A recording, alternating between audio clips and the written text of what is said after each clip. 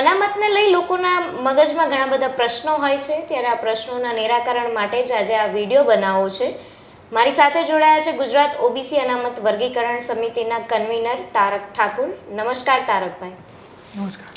પહેલાં તો અનામત હોવી જ ના જોઈએ એવી ઘણા લોકોની માનસિકતા હોય છે, વિચારધારા હોય છે, અને એની પાછળ પણ ઘણા બધા કારણ હોય છે કે રિઝર્વેશન અમુક જાતિઓને આપવામાં આવે છે, પણ એવું માનવું છે કે અમે વધારે તેઓ કરતાં કેપેબલ છીએ, છતાં અમને નથી આપવામાં આવતું, એટલે લોકો આવી વિચારધારામાં હોય છે. ત્યારે અનામત કાયદાના મૂળ સુધી જવું છે કે આ કાયદો કઈ વિચારધારા સાથે અમલમાં આવ્યો અને ખરેખર શું વિચારધારા અત્યારે આપણે જોઈએ તો ગ્રાઉન્ડ રિયાલિટી શું છે, એ વિચારધારા પર આપણે ખરા ઉતર્યા છીએ ખરા, એટલે આ વિશે થોડીક સ્પષ્ટતા જોઈએ છે. ઓકે, તો સૌથી પહેલાં આપણે વાત કરીએ કે અનામત કેમ અમલમાં મૂકવામાં આવી કે કેમ લાવવી પડી. તો ઘણા લોકો આવી રીતે સ્ટેટમેન્ટ આપતા હોય છે કે ભાઈ અનામત તો ના હોવી જોઈએ, અનામતના કારણે દેશને બહુ નુકસાન થયું, અનામત તો આપણે કાઢી નીકાળવી જોઈએ, અનામતના કારણે દેશ પાછળ રહી ગયું, અનામત રાખો તો ખાલી આર્થિક ધોરણે રાખો. આવી દલીલો કરતા હોય છે કે ભાઈ જે વધારે મહેનત કરે કે જે પરિશ્રમ કરે એ પાસ થઈ જવું જોઈએ, એને નોકરી મળવી જોઈએ, અનામતને એવું કંઈ ના હોવું જોઈએ. હવે આ વસ્તુ સાંભળવામાં કેટલી આઈડિયલિસ્ટિક લાગે છે કે ના ભાઈ વાત સાચી છે, જે મહેનત કરે લઈ જાય, જે મહેનત નથી કરતું એને ના મળે. પણ આ વસ્તુને તમારે એના પહેલાં એના પાછળ જવું પડે, એના મૂળભૂત કારણો સમજવા પડે કે આપણા સંવિધાનના ઘડવૈયા, પછી એ બાબા સાહેબ આંબેડકર હોય અને એ વખતના આપણા સ્વતંત્ર સેનાનીઓ હોય કે જે બી એ વખતના વિદ્વાનો હતા. હવે એ અત્યારે હાલના આપણા કરતા લોકો કરતા તો એમને એટલી ખબર હશે કે એમની પ્રાવધાન મૂકે તો શું કારણ હતું એનું. તો એનું મૂળભૂત કારણ એ છે કે જુઓ, અગર જો 10 લોકો હોય અને 10 માટે જે સ્ટાર્ટિંગ લાઈન હોય એક જ હોય કે મતલબ દરેકને શિક્ષણ સરખું મળતું હોય, દરેકને મતલબ સારામાં સારી રીતે દરેકને સરખી રીતે ટ્રીટ કરવામાં આવતા હોય, કોઈના ઉપર જાતિના આધારે કોઈના ઉપર ભેદભાવ ના કરવામાં આવતો હોય, તમે કોઈ જાતિના છો એટલા જ માટે તમને કોઈ જગ્યાએ સોસાયટીમાં રહેવાની ના પાડવામાં આવતી હોય, કે તમારા જોડે એ પ્રકારનું જો વલણ ના થતું હોય અને તમારા જોડે હજારો વર્ષોથી કે અનેકો વર્ષોથી જો તમારા જોડે શોષણ ના થયેલું હોય અને દરેક સરખા સમાન તકે જ હોય કે 10 જણા છે ને 10 જણા એક જ લાઈન ઉપર સ્ટાર્ટિંગમાં છે, તો એના અંદર એ વસ્તુ સાચી છે કે જે મહેનત કરે, જે વધારે સારી રીતે ફાસ્ટ દોડે એ જીતી જાય ને નોકરી લઈ જાય. બરાબર, સાચી વાત છે. પણ એ વસ્તુ છે જ નહીં. એનું કારણ એ છે કે આપણા સમાજમાં વર્ણ વ્યવસ્થા હતી અને વર્ણ વ્યવસ્થામાં અમુક એવી જ્ઞાતિઓ હતી કે જેમને કારણ કે ખાલી એક અમુક જ્ઞાતિમાં જન્મેલી હતી, જેના કારણે એમને બહુ જ બધા ફાયદાઓ થતા. એમને એકલાના જ શિક્ષણનું જવાબ, એમને એકલા જ શિક્ષણ મેળવવા માટેની સત્તાઓ હતી, એરા એકલા જ આર્થિક રીતે સક્ષમ હતા, એમને જ ખાલી માન સન્માન મળતું હતું અને એમને દરેક સગવડો મળતી હતી કે જેથી એ જીવનમાં આગળ વધી શકે, બધી સંપત્તિ એમના જોડે હતી. એટલે એના એ જ્ઞાતિ હોય કે એમના બાળકો હતા એ સારી રીતે જીવનમાં આગળ વધારી શકતા હતા. પણ બીજી અમુક એવી જ્ઞાતિઓ હતી જેમ કે દલિત સમાજ લો, આદિવાસી સમાજ લો, અને એના સિવાય આ બંને સિવાય બી અમુક બેકવર્ડ ક્લાસ જે આપણે કહીએ છીએ ઓબીસી, એવી જ્ઞાતિઓ હતી કે જે સામાજિક શૈક્ષણિક રીતે પછાત હતી. એ નાના મોટા કામ ધંધા કરતી, એ મજૂરી કરતી, યા તો એ હંમેશા હાશિયા ઉપર ધકેલા હતા. આ જ્ઞાતિઓના હજારો વર્ષો સુધી એ વર્ણ પ્રથાના કારણે ના એમને શિક્ષણ મળ્યું, ના એમને બાળકોને જીવનમાં આગળ આવવા માટેની કોઈ પણ તમે એમ કહી શકો અવસરો મળ્યા, ના એમને સારું રોજગાર મળ્યું, ના આર્થિક રીતે સમૃદ્ધ થઈ શક્યા. અને આની જગ્યાએ હંમેશા દરેક જગ્યા ઉપર એમને અહેસાસ કરવામાં આવતો હતો કે તમે આ જ્ઞાતિના છો અને આ બધા સપના જોવાનું તમારે નહીં, તમારે આ જ કામો કર્યા જવાનું છે. એ કારણોથી આ જ્ઞાતિઓ બહુ જ પાછળ રહી ગઈ હતી. આ જ્ઞાતિઓમાં શિક્ષણ બહુ ઓછું. ઉદાહરણ, આજે સમૃદ્ધ જ્ઞાતિઓ જે કહીએ છીએ આપણે વર્ણ પ્રથાવાળી, આ એવી જ્ઞાતિઓ હતી કે જેમને સારામાં સારું શિક્ષણ મળ્યું, સારામાં સારી સગવડો મળી, એટલે એમના બાળકો તો દરેક દિશામાં આગળ વધ્યા. હવે એરા એમ કહેતા હતા કે અમે મહેનત કરીને આગળ વધ્યા. સાચી વસ્તુ, એમને મહેનત કરી અને મહેનતના કારણે જ આગળ વધ્યા. પણ મારો પ્રશ્ન એ છે કે તમે જે મહેનત કરીને આગળ વધ્યા ને, બીજા એવા લોકો હતા જેમને મહેનત કરવાનો અવસર જ નહોતો આપતો. જો આને અવસર આપ્યો મહેનત કરવાનો, બંને અવસર હોય અને બંને લડે અને એના અંદરથી જે મહેનત વધારે કરે લઈ જાય, બંને સ્પર્ધા કરીને લઈ જાય. પણ આ લોકો મહેનત નથી કરતા. હું એમ નથી કહેતો, સૌથી સમૃદ્ધ વર્ગ મહેનત કરતો હતો પણ બીજા વર્ગને મહેનત કરવાનો અવસર જ નહોતું મળતું.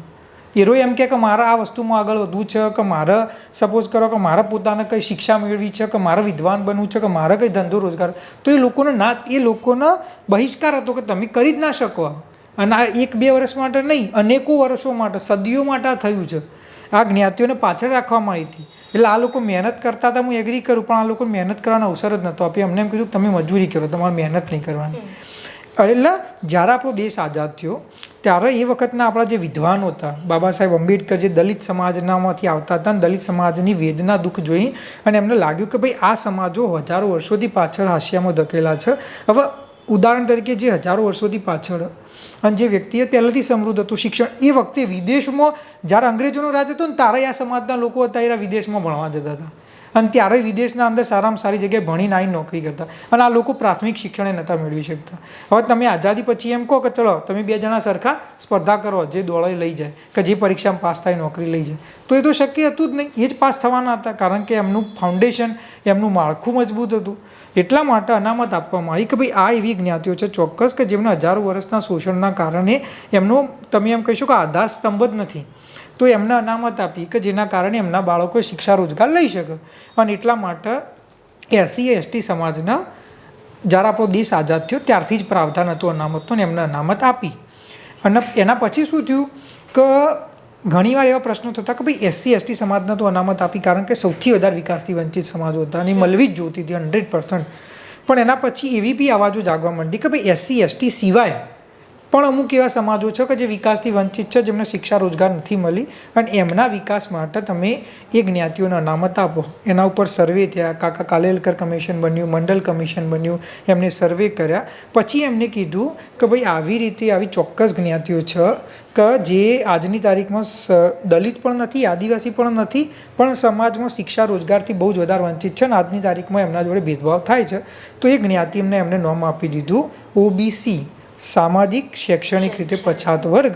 અને એ જ્ઞાતિઓને એમને અનામત આપી અને આજની તારીખના અંદર ઓબીસીને અનામત મળે છે જો 100 જગ્યા હોય કોઈ બી જગ્યાએ શિક્ષણ સંસ્થાઓમાં યા તો પછી સરકારી નોકરીમાં, તો 100માંથી 27 જગ્યા ઓબીસીને અનામત રાખવામાં આવી છે ગુજરાતમાં અને કેન્દ્ર લેવલે બીજા રાજ્યોના અંદર. અને દલિતના આદિવાસી સમાજના એની સંખ્યાના ધોરણે દરેક વિસ્તારના અંદર અનામત આપવામાં આવે છે. હવે આના અંદર એક વસ્તુ ખાસ જોવા જેવી એ છે કે આપણા જે સંવિધાન છે ને, તો એના અંદર કેવું લખ્યું હતું કે ભાઈ તમે બેકવર્ડ ક્લાસ, દલિત અને આદિવાસીના વિકાસ માટે જે સરકારને ઉચિત લાગે હિસાબે અનામત આપો. તો કારણ કે દલિતના આદિવાસી સમાજ સૌથી વિકાસથી વંચિત હતો, સૌથી વધારે ખરાબ પરિસ્થિતિમાં હતો, એટલે એ વખતે 1947માં જ્યારે આપણો દેશ આઝાદ થયો, 1949માં આવ્યું જ્યારે આવ્યું અનામત અમલમાં, આપણું સંવિધાન આવ્યું ત્યારે અનામત એમના માટે હતી. અને એ વખતે રાજ્ય સરકારે મોરલેસ આવું કોઈ નિયમ નહોતો પણ એવું વિચાર કર્યો કે ભાઈ જેટલી એમની સંખ્યા છે એટલી એમને અનામત આપીશું. જેમ કે ગુજરાતમાં દલિત સમાજની 7% સંખ્યા, આદિવાસી સમાજની 15%, તો ગુજરાતમાં એમના માટે 7% અનામત છે ને 15% આદિવાસી સમાજ માટે, બરાબર.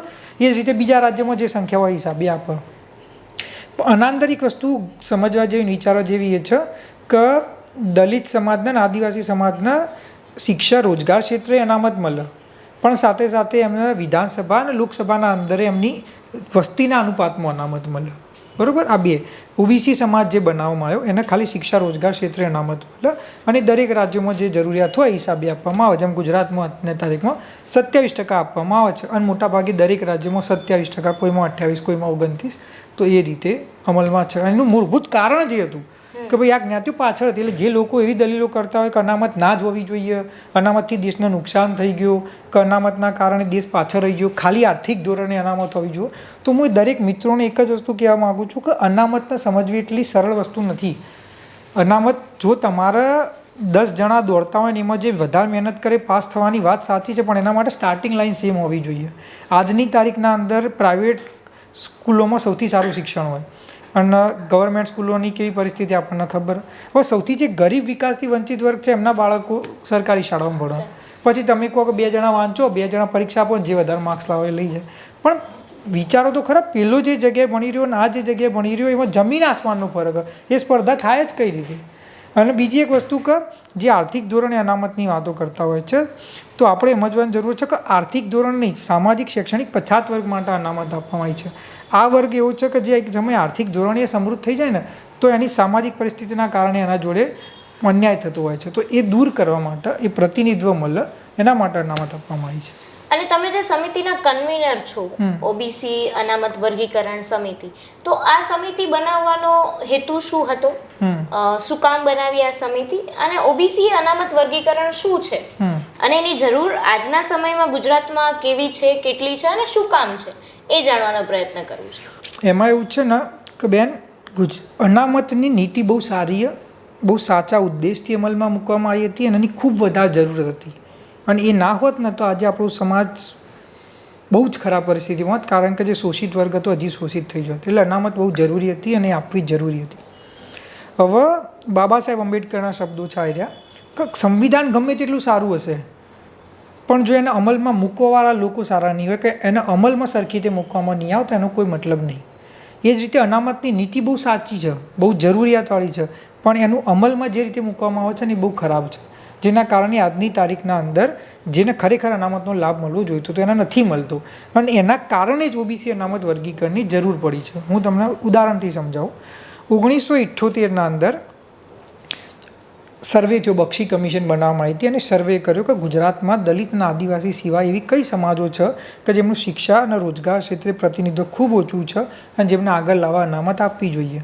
તો એવી 82 જ્ઞાતિઓ મતલબ નક્કી કરવામાં આવી કે આ ખરેખર 50 છે, અમને અનામત આપો, અને એમને એ વખતે અનામત આપ્યું. તો હવે ઘણી એવી જ્ઞાતિઓ હતી કે જે સામાજિક શૈક્ષણિક રીતે આ 82 જ્ઞાતિઓ કરતાં ઘણી બધી આગળ હતી, પણ એમને એવું લાગ્યું કે યાર અનામતનો લાભ તો મારે લેવો છે. એટલે એમને શું કર્યું કે એમના પોતાની રીતે એમને સરકાર ઉપર દબાણ બનાવ્યો, રજૂઆતો કરી, અને એરાએ ઓબીસીમાં અંદર આવવાના પ્રયત્ન ચાલુ કરી દીધા, આંદોલનો જે કર્યા, રજૂઆતો કરી, અને 1993-94માં પહેલી વાર જ્ઞાતિઓ ઉમેરાઈ. 78 જે 82 હતી એના અંદર ઉમેરાઈ 30 કે 35, પછી દર વર્ષે દર 2 વર્ષે એકાદ બે રીતે વધારા થતી હતી, અને આજે 2025માં 146 જ્ઞાતિઓ ઓબીસીમાં આવે છે. આનો મતલબ એ કે અનામતનો મતલબ શું, સીધી સરળ ભાષામાં તો તમારો દીકરો દીકરી 12મા ધોરણ પછી કોઈ પણ કોલેજમાં એડમિશન લેવા જાય, પછી એન્જિનિયરિંગ હોય, મેડિકલ હોય, કોમર્સ, કોઈ પણ ફિલ્ડમાં, તો 100 જગ્યા હોય તો 27 ઓબીસી માટે રાખવામાં આવશે, જેમાં ઓબીસીની જ્ઞાતિઓ જ જઈ શકે, બીજું કોઈ ના જઈ શકે. એમની સ્પર્ધા એમના જોડે જ થાય. અને એના સિવાય સરકારી નોકરીઓ, પછી કોન્સ્ટેબલ હોય, ક્લાર્ક હોય, તલાટી હોય કે ડેપ્યુટી કલેક્ટર, ડીવાયએસપી, આના અંદર 100માંથી 27 જગ્યા ખાલી ઓબીસી માટે રાખવામાં આવે. હવે આના અંદર વસ્તુ એવી થઈ કે અમલમાં તો આવી ગયા નીતિ, પણ આ 146માં જેમ મેં કહ્યું ને, હવે સુપ્રીમ કોર્ટે એમ કહ્યું હતું 1993માં ઇન્દિરા શાહની જજમેન્ટમાં કે ભાઈ ઓબીસીમાં 146 જ્ઞાતિઓ તો મૂકી દીધી તમે, પણ બધી જ્ઞાતિઓ સરખી ના હોય ને. કોઈ વ્યક્તિના 2 બાળકો હોય તો 2 બાળકો સરખા ના હોય, એક કદાચ કોઈ વસ્તુ આગળ વધારે હોય તો બીજો ના હોય. અગર 2 બાળકો સરખા નહીં તો 146 સમાજો સરખા લેવલે હોય એવું તો જરૂરી નહીં. એટલે આ 146માંથી અમુક એવા સમાજો હતા જે સામાજિક, શૈક્ષણિક દરેક રીતે સમૃદ્ધ હતા, શિક્ષણના અંદર આગળ હતા, એમના જોડે સામાજિક ભેદભાવ બી નહોતો થતો, અને આ જે કહેવાતી સમૃદ્ધ જ્ઞાતિઓ છે એના જોડે જ એમના ધંધા, રોજગાર બધું જોવા મળશે, દરેક રીતે સ્વીકૃત છે. આ જ્ઞાતિઓ બહુ ઓછી છે 146માંથી, એમની સંખ્યા 20% નહીં હોય, પણ એ 80% અનામત ઓબીસીને લઈ જાય, મતલબ 27% જો સીટો હોય ને 100માંથી, તો આ અમુક જ્ઞાતિઓ એ 27માંથી 20 થી 22 સીટો લઈ જાય. કેમ? એટલા માટે નહીં કે મહેનત એકલા જ કરે બીજા નથી કરતા, મહેનત એ કરે છે, એમાં ના નથી પાડતો, પણ એ બહુ સક્ષમ હતા, દરેક રીતે સગવડ એમના જોડે હતી, એમની આમના જોડે સ્પર્ધા જ નથી થવી જોઈતી, અને એના કારણે 20-22 સીટો લઈ જતા હતા. અને બીજી 120 જ્ઞાતિઓ અંદાજે એ ભેગી થઈને 4-5 સીટો લેતી હતી. એટલે હવે આવું થતું હતું, તો એક નેરેટિવ બિલ્ડ કરવામાં આવ્યો. નેરેટિવ કેવો કે ભાઈ આ જ્ઞાતિઓ 20-22 બહુ મહેનત કરે છે, રાત દિવસ મહેનત કરે, એમના દીકરાઓ સવારે ઉઠીને દોડવા જાય, લાઇબ્રેરીમાં વાંચે 12-12, 15-15 કલાક, અને એટલા માટે પાસ થાય છે. અને ઠાકોર, કોળી, દેવી પૂજક, રાવણ, નટ, મોચી, નાઈ, માછી, ભરવાડ, આ બધી જ્ઞાતિઓ એટલા માટે પાસ નથી થતી કારણ કે અમને ભણવામાં રસ નહીં, આ મહેનત નથી કરતા, અને આમને તો ખોટી જગ્યાએ સમય બગાડો, વ્યસનોમાં રચા પચા, આવો નેરેટિવ સેટ કર્યો. હવે આ નેરેટિવ ખોટું કઈ રીતે છે આપણે એ સમજીએ. પહેલી વસ્તુ તો જો મહેનત જ પારાશીશી હતી અને તમે જો મહેનત કરીને જ પાસ થો છો તો તમે જનરલ કેટેગરીમાં રહીને પાસ થઈ શકતા હતા. તમે ઓબીસીમાં આવવા માટે કેમ દબાણ બનાવીને ઓબીસીમાં આવ્યા? બરાબર. બીજી વસ્તુ કઈ ઓબીસીમાં આવી ગયા, એક તો એ પ્રશ્ન થઈ ગયો. બીજો વસ્તુ એ હતી કે હવે આજની તારીખમાં એરા એમની મહેનતની ગુહાર લગાવી રહી કે અમે એકલા વાંચીએ. અમે વાત મહેનતની, તમે મહેનત કરો છો એમાં કોઈ શંકા નહીં, હું 100% એગ્રી કરું.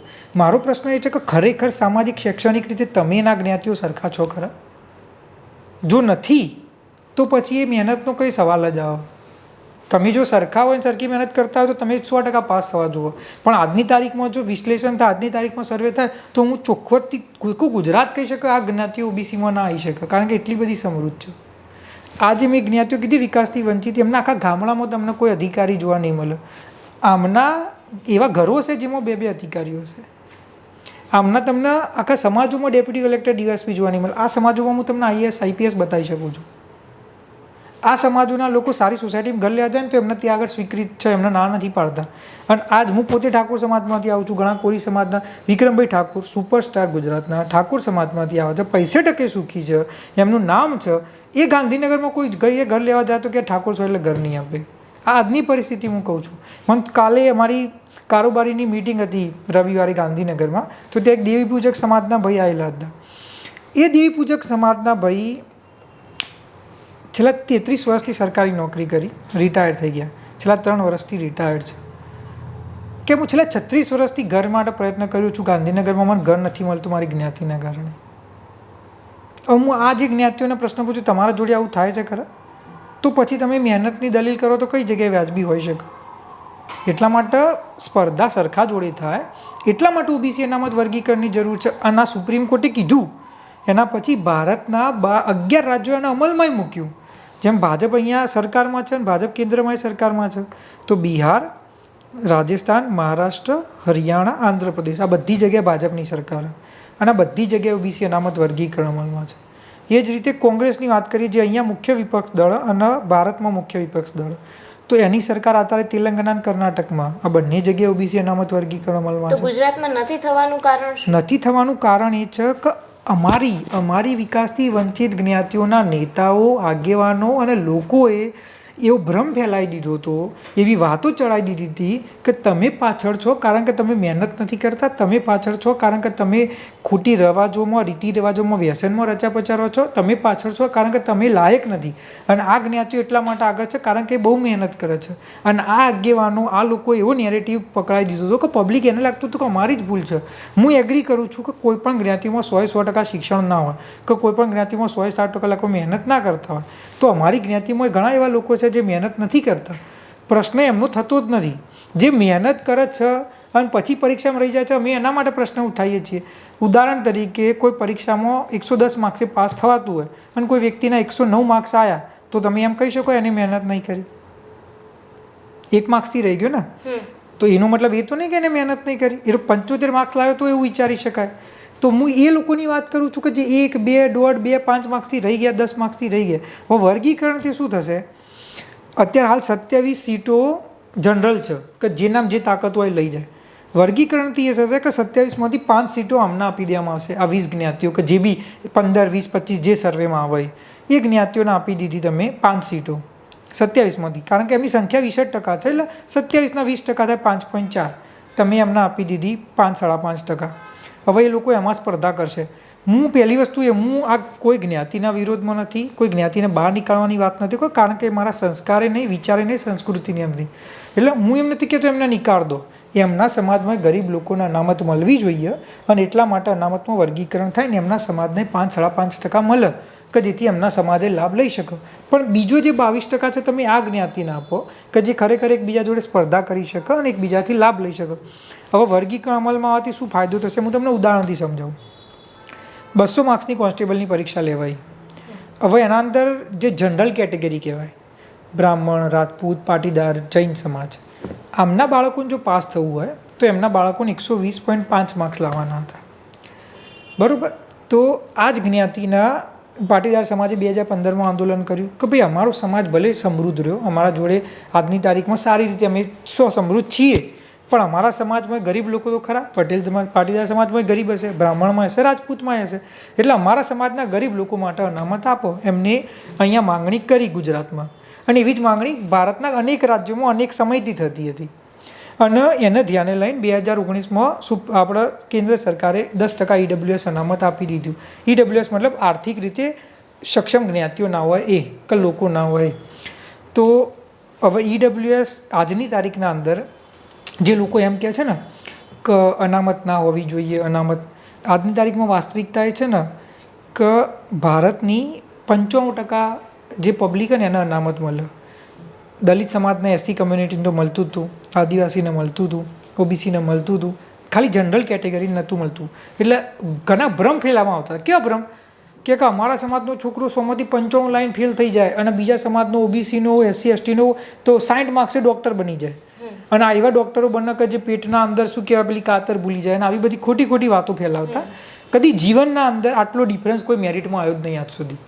જનરલનું મેરિટ 95 હોય ને તો ઓબીસીનું મેરિટ 92 હોય કે 93 હોય, બરાબર? એટલે 2-3 માર્ક્સનો જ ફરક હતો. આજે નેરેટિવ નહોતો કે ભાઈ આ તો ઓબીસી વાળો છે, અમે 95 ન પાસ ના 65 પાસ. કદી જીવનમાં આવું હતું જ નહીં. કદી જીવનમાં કોઈ જગ્યાએ આવું હતું નહીં, કારણ કે આટલો મેરિટમાં ડિફરન્સ કદી આવ્યો જ નહીં. જો જનરલનું 90 હોય ને તો ઓબીસીનું 87 હોય કે 88 હોય. એટલે એ નેરેટિવ જ ખોટો હતો પહેલી વસ્તુ તો, બરાબર? બીજી વસ્તુ કે આજની તારીખમાં જે ઈડબ્લ્યુએસ અનામત આપ્યો ને જનરલ કેટેગરીના, તો જનરલ કેટેગરીના 90% કરતાં વધારે લોકો આજે ઈડબ્લ્યુએસ સર્ટિફિકેટ નીકાળે અને ઈડબ્લ્યુએસ સર્ટિફિકેટના અંદર અનામતનો લાભ લે છે. એટલે જે લોકો વિરોધ કરતા હતા ને અનામતનો કે અનામત ના હોવી જોઈએ, એમાંથી જ 90% લોકો આજની તારીખમાં અનામતનો લાભ લઈ રહ્યા છે અને સર્ટિફિકેટ નીકાળે છે કાયદેસર. મને એનો કોઈ જ વાંધો નહીં. હું પોતે કહું છું, જે સમૃદ્ધ જ્ઞાતિઓ હોય એમાં ગરીબો હોય અને ગરીબોને અનામત મળવું જોઈએ અને એના માટે જે અનામતની માગણી કરી એમને મળ્યો, એમનો અધિકાર હતો ને મળવો જોઈએ. મારો એનો વિરોધ નથી. પણ ઈડબ્લ્યુએસ અનામતથી શું ફાયદો થયો તમે એ સમજો. મારો ઈડબ્લ્યુએસ એમના સમાજને મળ્યો સારી વસ્તુ મળવો જોઈએ. ગરીબ તો લોકો દરેક સમાજમાં હોય. હવે જે 120 પાસ થતા હતા ને ઈડબ્લ્યુએસ પછી કોન્સ્ટેબલમાં એમનું કટ ઓફ કેટલું આવ્યું ખબર? 94.50, 25 માર્ક્સ ઓછો. હવે આ એવી પરીક્ષાઓની હું વાત કરું છું ને કે જે આગળ 0.5 માર્ક્સે હજારો વિદ્યાર્થીઓ પાછળ જતા રહે. કોઈ વ્યક્તિને 110 આવ્યા ને કોઈ વ્યક્તિને 109.75 આવ્યા, તો 109.75 વાળા 500 વિદ્યાર્થીઓ ન પાસ થાય અને 110 વાળો પાસ થાય. આ એવી પરીક્ષાઓની વાત કરું છું. જો લાખો પરીક્ષા પણ 0.1 માર્ક્સે લોકો રહી જાય, એ પરીક્ષામાં 25 માર્ક્સ એમનું કટ ઓફ ઓછું આવ્યું. કંઈ વાંધો નહીં, એમના બાળકો એમના માટે આપ્યો, એમને લીધો લાભ, એનો વાંધો નહીં. ઓબીસીનું કટ ઓફ આવ્યું 109.75. ઓબીસીનું કટ ઓફ 109.75 એટલા માટે આવ્યું કારણ કે ઓબીસીની જે સમૃદ્ધ જ્ઞાતિઓ હતી, હવે એ તો સક્ષમ હતી, સારી રીતે શિક્ષણ સંસ્થાઓ, એમના જોડે અધિકારીઓ, એમને ખબર શું વાંચવું શું ના વાંચવું, કઈ રીતે કરવું, બધું કરવું. એટલે એ લોકો એવા છે ને કે જે 120 ઉપર માર્ક્સ લઈને જનરલ કેટેગરીમાં પાસ થાય છે અને 109.75 ઉપર લાઈન ઓબીસીની મોટાભાગની સીટો લઈ જાય છે. મતલબ 27 સીટો ઓબીસીની હોય તો એમાંથી 20-22 લેવાની અને જનરલ કેટેગરીની આ સીટોમાં પાસ થવાનું. એટલા સક્ષમ હતા, એટલે કટ ઓફ એટલું ઊંચું જતું હતું. હવે એના કારણે જે ખરેખર વિકાસથી વંચિત સમાજના લોકો હતા, જેમના જોડે સગવડ નથી, શિક્ષણ સંસ્થાઓ નથી, જેમના અધિકારીઓ નથી, જે એમના જોડે સ્પર્ધા હોવી જ ના જોઈએ એમના બાળકો માર્ક્સ કેટલા લાવે? કોઈ 109 લાવે. હું પોતે 400-500 વિદ્યાર્થીઓ જોડે વાત કરીએ અને આવા 2000 દીકરા દીકરીઓ હશે, કોઈ હશે કે જે 108 લાવ્યું, કોઈ 107 લાવ્યું, 106 લાવ્યું, 105 લાવ્યું, એટલે એ તો ફેલ થઈ ગયો. હવે છેલ્લા 3 વર્ષથી એ દોડતો તો લાઇબ્રેરીમાં જતા હતા, ભણતા હતા 12-15 કલાક, પછી પરિણામ શૂન્ય, ન પાસ થઈ રહે. કેમ? કે ઓબીસીનું કટ ઓફ એટલું ઊંચું હતું. અનામત વર્ગીકરણ થશે તો ઓબીસીના 2 મેરિટ બનશે. એક મેરિટ બનશે ઓબીસીના સમૃદ્ધ જ્ઞાતિઓનું, એક મેરિટ બનશે ઓબીસીના વિકાસથી વંચિત જ્ઞાતિઓનું. ઉદાહરણ તરીકે OBC backward class, OBC extremely backward class. તો આ જે બેકવર્ડ ક્લાસનું મેરિટ બનશે એ 109.75 જ હશે. પણ ઓબીસી જે એક્સ્ટ્રીમલી બેકવર્ડ ક્લાસ છે, જે આજની તારીખમાં શિક્ષા રોજગારમાં એમનો લાભ નથી મળતો, એમનું કટ ઓફ બની જશે સીધું 85 માર્ક્સ, 85 માર્ક્સ આસપાસ. કે જેથી આ સમાજના દીકરા દીકરીઓ જે 1-2 માર્ક્સથી રહી જતા હતા એ લોકો પાસ થઈ જશે અને લોકોને નોકરી મળશે.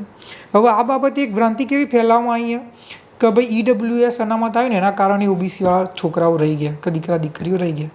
મારો પ્રશ્ન એ છે કે મારા 108 માર્ક્સ આવ્યા અને કટ ઓફ હતું 109.75, હું ઓબીસીનો છું અને હું રહી ગયો ઉદાહરણ તરીકે, તો ઈડબ્લ્યુએસના 95 માર્ક્સ હોય કે ના હોય એનાથી મને શું ફરક? ઈડબ્લ્યુએસના ગમે તેટલા હોય, 95 હોય કે 125 હશે, મારી તો રહી જ જવાની હતી નોકરી. કારણ કે મારું કટ ઓફ તો 109.75 હતું ને ઓબીસીનું અને હું લાવ્યો તો 108. હવે ઈડબ્લ્યુએસનું 95 આવશે, 90 આવશે કે 120 આવશે, મને તો કોઈ ફરક નહીં પડવાનો. પણ જો મારું કટ ઓફ 85 આવશે તો હું પાસ થઈ જાય, બરાબર? તો ઓબીસી અનામત વર્ગીકરણથી મારું વિકાસથી વંચિત જ્ઞાતિઓનું કટ ઓફ 85 આવશે કે જેથી હું પાસ થઈ શકે, મારા સમાજના વિકાસથી વંચિત સમાજના લોકો પાસ થઈ શકશે. એટલે વર્ગીકરણથી જેને ખરેખર અનામતની જરૂર છે, જેના માટે બાબા સાહેબ આંબેડકર જે સંવિધાનના ઘડવૈયા છે, સમગ્ર લક્ષી વિકાસ માટે જે પોલિસી બનાવી હતી એ અમલમાં આવી શકશે. અને આ વસ્તુ આજની તારીખમાં ભારતના 11 રાજ્યોમાં અમલમાં છે કાયદેસર. ત્યાં આગળ 2 મેરિટ ઓબીસીના બને જ છે. પણ બીજો એક સવાલ એ પણ કે ઓબીસી અનામતનો જે કાયદો હોય એ ઘણા વર્ષોથી આ છે, તો હજુ સુધી એનો કોઈ મેજર બેનિફિટ કેમ નથી દેખાયો કે સોસાયટી? એટલા માટે નથી, આ જ વર્ગીકરણનું કારણ જ કેમ નથી દેખાયો. તો હવે ઉદાહરણ તરીકે જે આ 27 સીટો હતી, જો દરેક સમાજે આનો લાભ લીધો હોય તો એમની સામાજિક, હવે ઘણા લોકોને કેવું લાગે કે અનામત છે ને એને નોકરી મળવાથી કેટલો ફરક પડે, કે કોઈ વ્યક્તિ હોય કે જે ગરીબ મતલબ શોષિત સમાજમાંથી આવતો હોય, એના દીકરા દીકરીને કોઈ નોકરી મળી ગઈ, class 1 class 2 class 3 XYZ doctor બની ગયા, તો એના કારણે સૌથી પહેલાં તો એમના એક સારી સ્ત્રોત ઓફ ઇન્કમ આવી જાય. આજની તારીખમાં તમે ક્લાસ 3ની નોકરી લો ને તો મહિને તમારે 40-50 હજાર રૂપિયા પગાર થાય. બીજું, તમારું સ્ટેટસ વધી જાય, તમારા સમાજના અંદર માન સન્માન વધારે મળે, તમારા ઘરમાં પરિવારમાં વિસ્તારોમાં માન સન્માન મળે, તમારા જોડે તમારી જ્ઞાતિ આધારિત જે ભેદભાવ થતો હોય બહુ ઓછો, કન્સિડરેબલ ઓછો થઈ જાય, બરાબર. અને તમે ઓટોમેટિક હવે એક જનરેશન ક્લાસ 3 લાગી તો એમના બાળકોને સારું શિક્ષણ આપ્યું તો કદાચ એમના બાળકો ક્લાસ 1 ક્લાસ 2 એ બને, અને ક્લાસ 1 to ક્લાસ 1 સરકારી ના લે તો પ્રાઇવેટમાં આગળ જઈ શકે, વિદેશે જઈ શકે, એટલે એકાદ પેઢીમાં તો એમના જીવનનું સારી સ્થિતિ થઈ શકે. હવે થઈ કેમ નહીં કે જ્યારે અનામત આપવામાં આવી 1978માં, તો ત્યાંથી 94 સુધી તો એ જ્ઞાતિઓએ લાભ લીધો 12 વર્ષ, 12-14 વર્ષ, પણ એના પછી તો સમૃદ્ધ જ્ઞાતિઓ આવી જઈ, બરાબર, જે અંદર પાછળથી ધીમે ધીમે એડ થવાનું ચાલુ થયું. હવે જેટલી બી મોટાભાગની જોબ હતી એ ખાલી અમુક જ્ઞાતિઓએ જ લઈ લીધી, એટલે આ જ્ઞાતિઓ જે ઓબીસીની હતી એ ઓબીસી એ બહુ સમૃદ્ધ થઈ ગઈ, અતિશય સમૃદ્ધ, બરાબર. એમના આજની તારીખમાં અનેક અધિકારીઓ જોવા મળશે સામાજિક શૈક્ષણિક રીતે, અને આ જ્ઞાતિઓ રહી ગઈ. એટલે અનામત અમલમાં આવ્યા પછી અનામતનો ફાયદો એટલે ના થઈ શક્યો કારણ કે જેને ખરેખર મળવી જોઈતી હતી એને મળી જ નહીં, અને જેને નથી જોવાની કે એને વધારે મળી ગઈ. આના કારણે શું થયું કે તમે ભલે હજી બીજા 50 વર્ષ રાખશો પણ બીજી જ્ઞાતિઓ લાભ લઈ જશે તો આ જ્ઞાતિઓ તો એ જ રહેવાની ને, એટલા માટે લાભ ના દેખાયો. તમે આને લઈને ગુજરાત સરકારને કોઈ રજૂઆત કરી છે, કાં તો ગુજરાત સરકાર આ મુદ્દે કોઈ કામ કરી રહી છે અત્યારે? આ મુદ્દાને લઈ મેં ગુજરાતના અંદર જેટલા બી ધારાસભ્યો સાંસદ સભ્યો હોઈ શકે ઓબીસી સમાજના, બરાબર, એમાં ઠાકોર કોળી સમાજના તો બહુ વધારે છે, એ બધાને મળ્યો, મેક્સિમમ લોકોને મળ્યો, જેના થ્રુ સમય મળી શક્યો, એમના વસ્તુની રજૂઆત કરી, લેખિતમાં રજૂઆત કરી, બધા પુરાવા આપ્યા, તથ્યો આપ્યા, આધાર આપ્યા કે સંવિધાનિક પુરાવા શું છે, કાયદાકીય પુરાવા શું છે, કેમ થવું જોઈએ. ઘણા ધારાસભ્યો, ઘણા સાંસદ સભ્યો, કોંગ્રેસ ભાજપ બંનેના, કોંગ્રેસ ભાજપ આમ આદમી પાર્ટી બધાના લોકો, આ જનતા માટે કામ છે ભાજપ. હા, એટલે દરેકને મળ્યો. ઘણા એવા લોકો હતા કે જેને સપોર્ટ કર્યો કે આ મુદ્દો સાચો છે અને એના માટે અમે તમને સમર્થન કરીશું. અને એમાં ઉદાહરણ તરીકે કોંગ્રેસની વાત કરીએ તો શ્રીમતી જ્ઞાનીબેન ઠાકોર જે પાટક બનાસકાંઠાના સાંસદ સભ્ય છે, એમને લેખિતમાં પત્ર લખ્યો. એના પછી વાત કરીએ કાંકરેજથી શ્રી અમૃતભાઈ ઠાકોર સાહેબ, એ ત્યાં કોંગ્રેસના ધારાસભ્ય છે, અને દિનેશભાઈ ઠાકોર સાહેબ ચાણસ્માના ધારાસભ્ય, ત્રણેય લેખિતમાં પત્ર લખ્યો મુખ્યમંત્રીશ્રીને, પ્રધાનમંત્રીશ્રીને કે ગુજરાતમાં તાત્કાલિક ધોરણે અનામત વર્ગીકરણ થવું જોઈએ, લખ્યો એમની પત્ર. એના પછી જે પૂર્વ ઘણા ધારાસભ્યો છે જેમ કે ચંદનજી ઠાકોર હોય, ભરતજી ઠાકોર હોય બેચરાજીના, એ બધાએ પત્ર લખ્યા. એ જ રીતે તમે ભાજપની વાત કરો તો કાળુભાઈ ડાભી ધંધુકાના ધારાસભ્ય ભાજપના, એમને પત્ર લખ્યો મુખ્યમંત્રીને કે તાત્કાલિક ધોરણે વર્ગીકરણ અમલમાં મૂકો. એ જ રીતે પીકે પરમાર સાહેબ કે જે દસાડા, પાટડી દસાડાના ધારાસભ્ય છે, એમને નિવેદન આપ્યું. એમનું નિવેદન એવું હતું કે જે અનામત જેને આપવામાં આવી છે એમાં અમીરો પણ સામેલ છે, અમીરોએ અનામતનો ફાયદો અમીરો નહીં, એમનો ઉદ્દેશ હતો કે સમૃદ્ધ જ્ઞાતિઓ, આજે આપણે વાત કરીએ છીએ એ મોટા ભાગે લાભ લઈ જાય છે અને એટલા માટે અમને લાભ નથી મળતો. એમને સ્ટેન્ડ ઉપર એ આપ્યો સ્ટેટમેન્ટ. પછી હું તો બોલીશના શો ઉપર એમને ત્યાં આગળ બોલાવ્યા તો હું ત્યાં આગળ આ જ વસ્તુની રજૂઆત કરવા ગયો તો એમની ત્યાં આગળ સ્ટેન્ડને અફર્મ કર્યો કે ના વસ્તુ સાચી અને આવું થઈ રહ્યું અને આવું સુધારા થવા જોઈએ, એ એમને કર્યો. આમ આદમી પાર્ટીની વાત કરીએ તો આપણે અહીંયા ઉમેશ મકવાણા સાહેબ બોટાદથી ધારાસભ્ય, એટલે આ દરેકના હું અહીંયા તમારા માધ્યમથી આજે આમ આદમી પાર્ટીના કહું છું. હા, ના એટલે હાલ ધારાસભ્ય છે, આમ આદમી પાર્ટીમાંથી બહાર નીકળ્યા, તો આ દરેક વ્યક્તિએ આ મુદ્દાને સમર્થન આપ્યું અને તમારા માધ્યમથી હું દરેકનો આભાર માનું છું કે એમને આટલા મહત્ત્વના મુદ્દા ઉપર સમર્થન આપ્યું. હવે આ વસ્તુ પર તમે ઘણા લોકોને રાજનીતિ, એમને કોઈ બી વસ્તુ કોઈ કરતા હોય કે કોઈ સામાજિક વસ્તુ, તો એમને કોઈ ક્રિટિસિઝમ ના મળે એટલે એરા શું કે કાં તો રાજનીતિ કરી રહ્યા છે, કાં તો રાજનૈતિક મુદ્દો છે. હવે રાજનીતિ જો એક મુદ્દો ઉઠાવ્યો અને એક પાર્ટીનો મુદ્દો હોય, એક જ પાર્ટીનો, બીજા વિરોધ કરતા હોય તો રાજનૈતિક મુદ્દો કહી શકો તમે. અક્રોસ પાર્ટી લાઈન બધી પાર્ટીવાળા મુદ્દાને સપોર્ટ કરતા હોય તો પછી રાજનૈતિક મુદ્દો કઈ થયો? તો સામાજિક મુદ્દો થયો ને. બાકી જો ભાજપનો મુદ્દો હોય તો કોંગ્રેસના આમ આદમી પાર્ટી સપોર્ટ ના કરે, કોંગ્રેસનો હોય તો ભાજપના આમ આદમી પાર્ટી ના કરે, આમ આદમી પાર્ટીનો તો પેલા બે ના કરે. તઈને ત્યાં સપોર્ટ કેમ કરે છે? કારણ કે મુદ્દો સામાજિક છે ને સાચો છે એટલા માટે. અને એના સિવાય મેં 35થી વધારે તાલુકાઓમાં મામલતદારશ્રી હોય, ટીડીઓ એમના આમંત્રણ એટલે આવેદનપત્ર આપ્યા છે. અને સાથે સાથે અમે દરેક વિસ્તારમાં જન આંદોલન કરી રહ્યા છીએ, મિટિંગો કરી રહ્યા છીએ, અવેરનેસ કરી રહ્યા છીએ, જેના કારણે લાખોની સંખ્યામાં અમારી સાથે લોકો જોડાયા છે. અને અમારો એક જ ઉદ્દેશ છે કે ભાઈ આ જેટલા લોકો જોડાય પછી અમે ગાંધીનગર કે અમદાવાદ ખાતે આ વિષય ઉપર લઈને ખૂબ મોટી મિટિંગ કરીએ અને પછી મુખ્યમંત્રીશ્રીને રજૂઆત કરીએ કે તાત્કાલિક ધોરણે આને અમલમાં મૂકો. પણ આ કાયદો જો અમલમાં આવે છે કાં તો સરકાર વિચારે છે અમલમાં મૂકવાનો, તો એના ચેલેન્જીસ શું રહેશે? કેમ કે જે કાયદો બનતો હોય ને એ બધાના ચેલેન્જીસ રહેતા હોય કે આવું કરશું તો આવું પણ થઈ શકે છે. તો એ વિશે તમે શું વિચાર્યું છે? જો આ ચેલેન્જીસ કોઈ પણ પોલિસી તમે બનાવો એના અંદર પ્રોઝ અને કોન્સ હોય. હવે આ જે પોલિસી છે ને, તો સૌથી પહેલાં વસ્તુ કેવી છે કે જે સ્વાભાવિક રીતે કે જે જ્ઞાતિઓ અત્યાર સુધીમાં એમની સંખ્યા કરતાં બહુ બધા લાભ લઈ રહી હતી. ઓકે, તો એ જ્ઞાતિઓ જે લાભ લેતી હતી, ઉદાહરણ તરીકે એમની ખરેખર એમને 5 રોટલી મળવી જોઈતી હતી, પણ અત્યાર સુધીમાં છેલ્લા 30 વર્ષથી 25 રોટલી ખાતા હતા. અને 20 રોટલી બીજા સમાજોના જે ખરેખર જેને મળવી જોઈતી હતી એના સમાજની બી એ ખાતા હતા. બરાબર? તો હવે જ્યારે વર્ગીકરણ અમલમાં આવશે તો એમનાથી ખાવાનું લઈ લેવામાં નહીં આવે, એમને 5 રોટલી મળશે એમના ભાગની. પણ જે 20 રોટલી જે એક્સ્ટ્રા ખાઈ રહ્યા હતા એના જગ્યાએ 20 રોટલી જેને મળવી જોઈતી હતી એને મળશે. બરાબર? હવે આના કારણે જે ખરેખર વિકાસથી વંચિત સમાજો છે જે ભૂખ્યા છે એમનું પેટ ભરાશે, પણ જે વધારે ખાતા હતા એના વધારના જગ્યાએ જેટલું હકનું મળવું જોતું હોય એટલું મળશે. તો સ્વાભાવિક છે આ લોકો તો ખુશ થશે, પણ આ લોકો કદાચ થોડો ઘણો વિરોધ કરે. હવે સરકારના એ વસ્તુ પહેલાં તો આ લોકો વિરોધ ના કરવો જોઈએ એનું કારણ હું કહું કે એમનો આજની તારીખના અંદર બહુ સારી રીતે લાભ લીધો છે, બહુ સમૃદ્ધ થયા છે. એટલે એમને એ બી વિચારવું જોઈએ કે એમના જે ઓબીસીની વાત કરે છે, ઓબીસી એકતાની, તો એમના જ જે નાના ભાઈઓ છે જેમને આજ સુધી લાભ નહીં મળ્યો તો એમને લાભ મળવો જોઈએ, અને એમને સપોર્ટમાં આવવું જોઈએ, ના કે વિરોધમાં. બરાબર? જો ઓબીસી એકતાની વાત કરતા હોય તો એમને પોતાના નાના ભાઈઓની મદદમાં આવવું જોઈએ ને. બીજી વસ્તુ કે આ વસ્તુ કરવાથી આપણે કોઈનાથી કંઈ છીનવી તો રહ્યા નથી. તો બસ એટલી જ વસ્તુ છે કે સમગ્રલક્ષી વિકાસ થશે. અને સરકારને એ સમજવાનું છે કે તમારે 80% લોકોના લાભ માટે એ ટેમ્પરરી થોડું ઘણું ડિસેન્ટ હોય કે થોડા ઘણા લોકો વિરોધ કરે તો એ થોડા જ લોકો, આ જે સમૃદ્ધ જ્ઞાતિઓ છે એમાં બધા લોકો નહીં, બધા ઘણા લોકો એ સમજે જ છે આ વસ્તુને અને સમર્થન એ કરશે.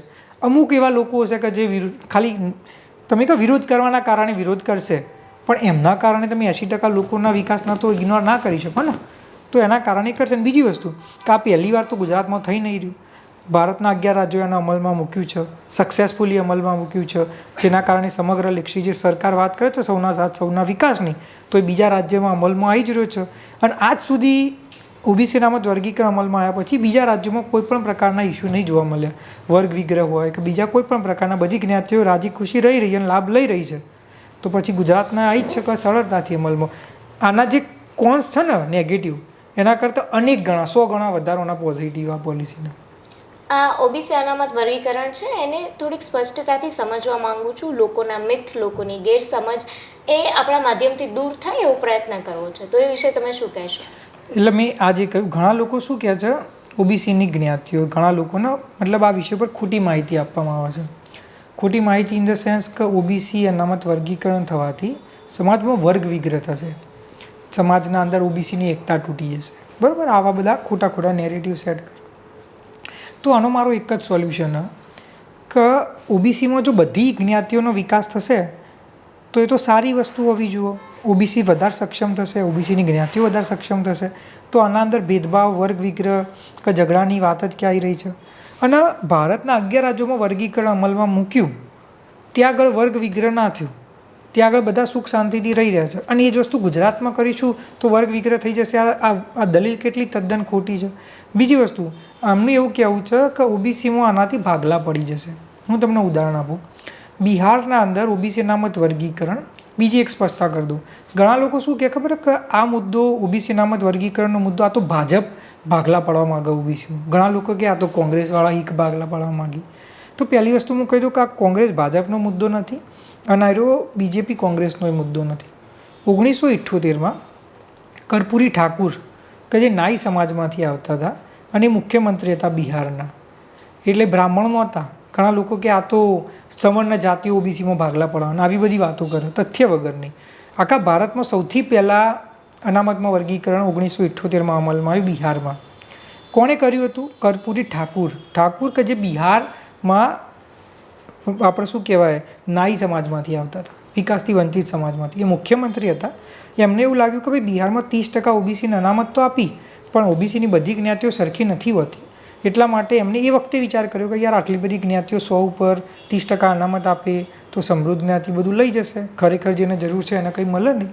એટલે એ વખતે એ વ્યક્તિ, અને આ વ્યક્તિ જેવો તેવો વ્યક્તિ નથી, આની પ્રામાણિક તે ગયા વર્ષે એમને ભારત રત્ન મળ્યો કર્પૂરી ઠાકુર સાહેબને, અને એ આજની તારીખમાં લોકનાયક તરીકે જાણીતા.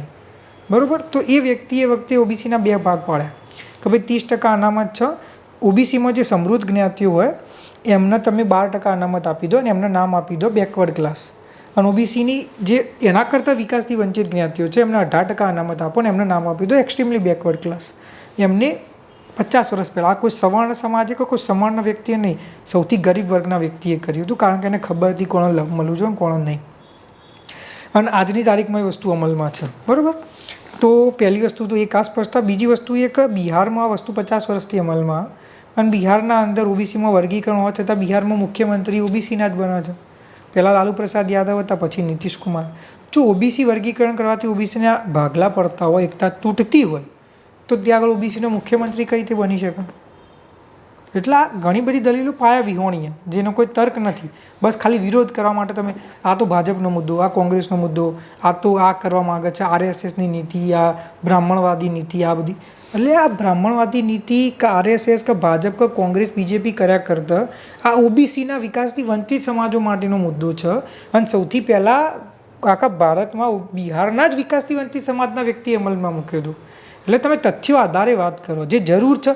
તમે તમારી રાજનીતિ કે તમારા વિચારોના કારણે સાચા મુદ્દાને ના ભટકાવો. ભાજપવાળો હોય તો કોંગ્રેસનો વિરોધ કરો, કોંગ્રેસવાળો ભાજપનો વિરોધ કરો, અને આના કારણે મુદ્દાના હીરાએ હેરાન કરી રહી. આ મુદ્દો જે મહત્વનો જેને લાભ મળવો જોઈએ એના માટેનો છે. જાતિ આધારિત વસ્તી ગણતરી થવાની છે. ગુજરાત સરકારે કે કેન્દ્ર સરકારે આ વાતની મંજૂરી પણ આપી દીધી છે. ત્યારે હવે સવાલ એ છે કે આ જાતિ આધારિત ગણતરી થવાની છે, વસ્તી ગણતરી, તો એમાં તમારા પ્રશ્નનો જવાબ નહીં મળી રહે કે જાતિ આધારિત થવાની છે ત્યારે આર્થિક રીતે જે પછાત છે એનું પણ આપણને ડિટેલમાં બધી માહિતી મળી રહેશે, તો એ એક સોલ્યુશન ના હોઈ શકે? આ બહુ બધા લોકો આ પ્રશ્ન કરે છે, આનો સ્પષ્ટ જવાબ આપવો બહુ જરૂરી છે. જુઓ, તમે કોઈ પણ એક વ્યક્તિ હોય, બહુ દિવસથી ભૂખ્યો છે, બહુ દિવસથી એને ખાવાનું નહીં ખાધું, અને કોઈ એક વ્યક્તિ આવે એને એમ કહે કે કામ કરો, આ દાળ ભાત શાક રોટલી છે, પૌષ્ટિક આહાર છે, ખાઈ લો કે જેથી તમારી ભૂખ સંતોષાઈ જાય, અને એ તમને હાલ હું આપી દઈશ 15-20 મિનિટમાં. અને કોઈ વ્યક્તિ એમ કહે કે ના, આ તું ના ખા, આટલા દિવસથી ભૂખ્યો છે, હજી થોડા દિવસ ભૂખ્યો રહી લે, હજી હું તને 1-2 મહિના પછી તને 56 ભૂખ આપીશ. તો એ વ્યક્તિને જો જીવવું હોય તો એના માટે કયો વિકલ્પ સારો રહેશે? કે આજની તારીખમાં એ દાળ ભાત શાક રોટલી ખાઈ લે, અને પછી જ્યારે 56 ભોગ મળે ત્યારે ખાય. પણ જો આજે દાળ ભાત શાક રોટલી નહીં ખાય અને 56 ભોગના સપના માટે કે એના એ જ વસ્તુમાં રહી જશે, તો કદાચ જીવી બી ના શકે, એ ખાવા માટે કદાચ હોય જ નહીં, હયાત જ ના હોય. બરાબર. હવે હું તમને એક વસ્તુ કહું કે વસ્તી ગણતરી દર 10 વર્ષે થાય. જાતિ આધારિત વસ્તી ગણતરી છેલ્લા ભારતમાં 1931માં અંગ્રેજોએ કરાવી હતી, પછી નથી થઈ. પછી 2011માં કોંગ્રેસની સરકાર હતી, કોંગ્રેસ ઉપર બહુ દબાણ આવ્યું કે તમે જાતિ આધારિત વસ્તી ગણતરી કરો જ. ત્યારે 2011માં કોંગ્રેસે સોશિયો ઇકોનોમિક કાસ્ટ સેન્સસ એ નામથી જાતિ આધારિત વસ્તી ગણતરી કરાવી. એટલે કાસ્ટ સેન્સસ મતલબ આખા ભારતની તમે જ્ઞાતિવાર વસ્તી લો કે ભાઈ ઠાકોર સમાજના એક્ઝેક્ટ કેટલા લોકો, કોળી સમાજના એક્ઝેક્ટ કેટલા લોકો, દેવી પૂજક સમાજના કેટલા લોકો, એમનું શિક્ષણ સ્તર શું છે, એમના અંદર કયા પ્રકારની કેટલી આર્થિક પરિસ્થિતિ, બધાનો ડેટા બહાર આવે. બરાબર. ડેટા આપણા જોડે છે પણ જ્ઞાતિવાર નથી આપણા જોડે. એ 1931માં કરાયો. હવે 2011માં જ્યારે કોંગ્રેસે આ ડેટા કલેક્ટ કર્યો ત્યારે લોકોને એમ લાગતું હતું કે હવે ડેટા બહાર આવી જશે અને હવે ખબર પડી જશે કોણ કઈ પરિસ્થિતિમાં છે, અનામતમાં વધારો કરાવી દઈશું, બધું કરાવી દઈશું. પછી કોંગ્રેસે એ ડેટા રિલીઝ જ ના કર્યો કે કભી ડેટામાં ખામી હશે, નહીં કરી શકીએ. પછી 2014માં ભાજપની સરકાર આવી, આજે 2025 થયું.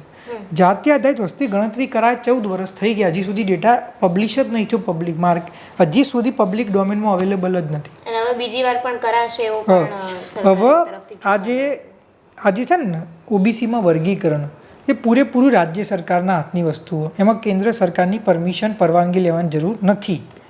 બીજી વસ્તુ, તમારા હવે મેં તેમ કહ્યું કે 1931માં જાતિ આધારિત વસ્તી ગણતરી થઈ, પછી તો થઈ નહીં, અને તો ભારતના 11 રાજ્યએ તો અનામત વર્ગીકરણ અમલમાં મૂકી જ દીધું છે. તો એનો મતલબ એ કે ઓબીસી અનામત વર્ગીકરણ કરવા માટે તમારે જાતિ આધારિત વસ્તી ગણતરી કરવાની પણ જરૂર નથી.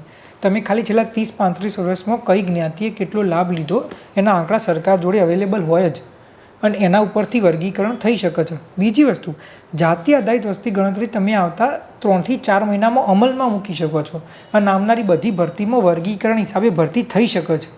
ચોથી વસ્તુ, આ વસ્તુ કારણ કે સુપ્રીમ કોર્ટે માન્ય રાખી છે, એટલે ગુજરાતમાં જો વર્ગીકરણ અમલમાં હોય તો કોઈ વ્યક્તિ એને લઈને કોર્ટમાં કે સુપ્રીમ કોર્ટમાં ના જઈ શકે, કારણ કે એમને પહેલાંથી જ માન્ય રાખી છે, એટલે એના પર કોઈ બેન રાખવાનો કોઈ બી પ્રશ્ન થતો નથી. એટલે જો આજની તારીખના અંદર આ ઓબીસીમાં આવતા વિકાસથી વંચિત સમાજો, જેમની ગુજરાતમાં કુલ સંખ્યા 3 કરોડ જેટલી હશે, જો એ ભેગા થઈને સરકારને રજૂઆત કરે, આપણે લોકશાહીમાં રહે છીએ, જો આટલા લોકો રજૂઆત કરશે અને એમના પોતાના મૂળભૂત હકોની વાત હશે તો સરકારને કરવી જ પડશે.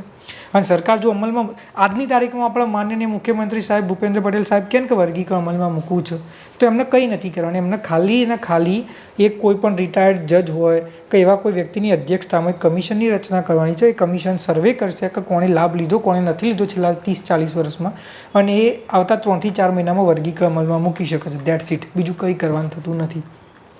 આ વસ્તુ તો થઈ ગઈ અમલમાં મૂકવાની વાત. તો હવે કાસ્ટ સેન્સસની વાત કેમ કરી કે મેં આ વસ્તુ મેં કીધું એ થાળીએ જે સમાજો ભૂખ્યા છે, જેમના આજ સુધી લાભ નથી મળ્યો, નોકરી રોજગાર નથી મળી, જે ભૂખ્યા છે એમના માટે આ થાળીએ દાળ ભાત શાક રોટલી જે થોડા ટાઈમમાં એમને મળી શકે 3 થી 4 મહિનામાં. હવે જાતિ આધારિત વસ્તી ગણતરીની વાત કરીએ ને તો પહેલી વસ્તુ કંઈ ખાલી ને ખાલી કેન્દ્ર સરકાર કરી શકે, રાજ્ય સરકાર ના કરી શકે. રાજ્ય સરકાર સર્વે કરી શકે, કાસ્ટનો સર્વે, કાસ્ટ સેન્સસ કેન્દ્ર સરકાર જ કરે. હવે હું તમને ઉદાહરણ આપું. તેલંગણા પહેલાં આંધ્રપ્રદેશનો ભાગ હતો. જ્યારે આંધ્રપ્રદેશનો ભાગ હતો ત્યારે એના અંદર ઓબીસી અનામત વર્ગીકરણ અમલમાં હતી. જ્યારે તેલંગણા બન્યું, અત્યારે હાલે ઓબીસી અનામત વર્ગીકરણ તેલંગણામાં અમલમાં છે, અને એ કાયદાકીય સાચું ચાલતું તો બધા લાભ લેતા હતા. હવે ત્યાં આગળની રાજ્ય સરકારને એવું લાગ્યું કે ભાઈ અમારે તો ઓબીસી સર્વે કરવો છે અને અનામતમાં વધારો કરવો છે, એટલે એમને સર્વે કર્યો, એક બિલ લાવ્યા કે ભાઈ ચલો ઓબીસીની સંખ્યા અમારા તેલંગણામાં 53 કે 56% છે, તો અમે 27થી વધારીને 42% અનામત કરીશું. એવું એમને બિલ લાવ્યા રાજ્ય લેવલે. વિધાનસભામાં પાસ કર્યું કે આગળ કોંગ્રેસની સરકાર, પણ એના પછી રાજ્યપાલે એના ઉપર હજી સુધી સહી નહીં કરી, અને આજ સુધી અમલમાં આવ્યું નથી.